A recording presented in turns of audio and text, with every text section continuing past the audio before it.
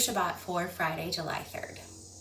This week we are reading the Torah portion Pinchas, and this Shabbat, this Saturday, we will celebrate on July 4th the 250th birthday of the United States of America. And so it's impossible not to read this week's Torah portion and think a little bit about our country's history. In particular, reading the beginning of this week's Torah portion, I was reminded a bit of the history of the song God Bless America, written by Irving Berlin. So in this week's Torah portion, Pinchas commits an act of violence at the end of last week's Torah portion, actually. And the beginning of this week's Torah portion begins with the consequences of that. This act of violence, though, was a moment of zealotry and Pinchas's belief that he was defending his faith and the people's beliefs. And afterwards, in the beginning of this week's Torah portion, God offers to Pinchas, God says, I offer Pinchas my briti shalom, my covenant of peace.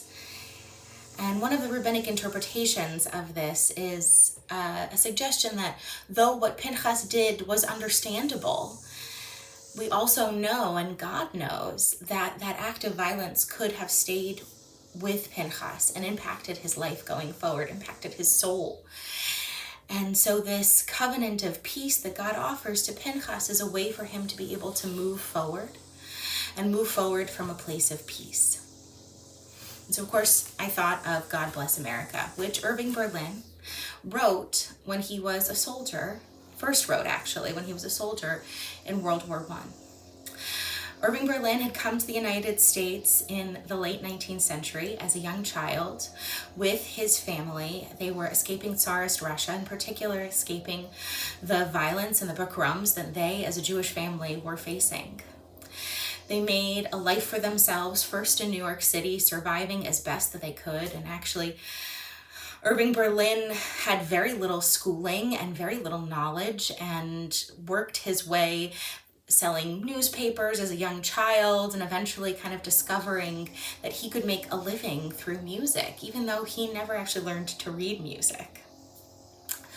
And he wrote God Bless America first as a soldier, and then he rewrote it and reframed it from a place of peace. And at this point in the 1930s, Irving Berlin had made a name for himself as a writer. He really is seen as the representation of the American songbook. And this peace, this blessing that we sing comes from first a moment of violence and war and strife, and also all of the difficulties that Irving Berlin had faced as a young child, but that he and his family had to go through, like so many of our families went through, in order to find a place of peace here in the United States. And so, as we inevitably will sing God Bless America at least some point this weekend, if not multiple times this weekend, I think it's an opportunity for all of us to remember all the generations who have come before us, who have fought so hard, who maybe carry scars on their souls for all that they had to do in order for us to find this covenant of peace here in the United States. And the prayer that we can offer with God Bless America is that this blessing doesn't end with us.